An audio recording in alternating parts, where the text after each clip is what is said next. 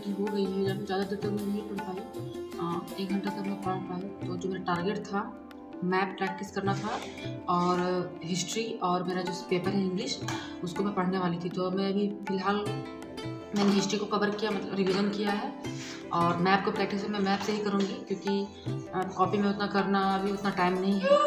और जो मेरा लिटरेचर पेपर है, जो इंग्लिश पेपर है, मैं इसको रिवीजन कर लूँगी। तो अभी तक मेरा हुआ हिस्ट्री प्रैक्टिस, और उसके बाद मैं पढ़ रही थी इंग्लिश। तो मैं उसको शूट नहीं कर पाई क्योंकि इधर रोने लगी थी, तो इसको मैं देखने लगी।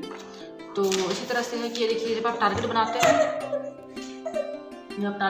तो आप नहीं पढ़ पाते हैं, तो आपको क्या होता है, बहुत स्ट्रेस फील होता है कि आप नहीं पढ़ पाए हैं। आप अगर मेरा फेस देखते होंगे तो आपको थोड़ा सा लग रहा होगा सैड। रीज़न भी सैड होने का यही है कि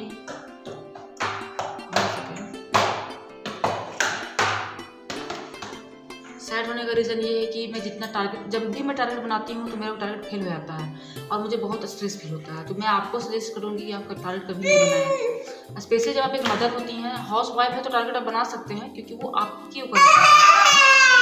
अभी क्या है कि जैसे कि आप एक मदर हैं, तो आपका बॉडी बोल रहा है कि चलो मैं पढ़ लूँगी इधर बैठ के, लेकिन अगर बेबी आपको सपोर्ट नहीं कर रहा है तो फिर आपका कोई फ़ायदा नहीं है टारगेट बनाने का। तो वैसे तो मेरी बेबी बहुत अभी छोटी है, तो उसको समझना क्या, उसको भी समझेगी भी नहीं। तो धीरे धीरे करके अपना तैयारी रखना है। और मैं आपको अपना नोट्स भी दिखा रही थी ब्लॉग में ही। तो देखिए, आप ही बताइए कि जब इतना मेहनत मैं कर चुकी हूँ तो क्या मुझे गिव अप करना चाहिए?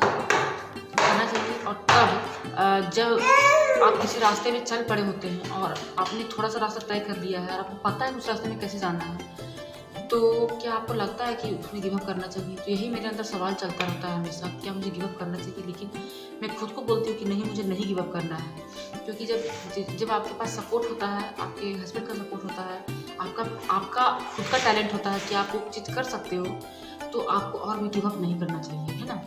तो जैसे कि मेरे साथ है कि मैं यूपीएससी का एग्ज़ाम देने वाली 2021 में, लेकिन ऐसा हो गया कि मेरा डिलीवरी डेट भी जून में ही था और फिर उधर कोविड वगैरह था और अक्टूबर में पोस्टपोन हो गया था एग्ज़ाम। तो मतलब डिलीवरी होने के बाद तो पॉसिबल तो नहीं था, क्योंकि मेरा सी सेक्शन था, तो पॉसिबल ही नहीं था। तो मैं उसको नहीं दे पाई, एग्ज़ाम मैं नहीं दी।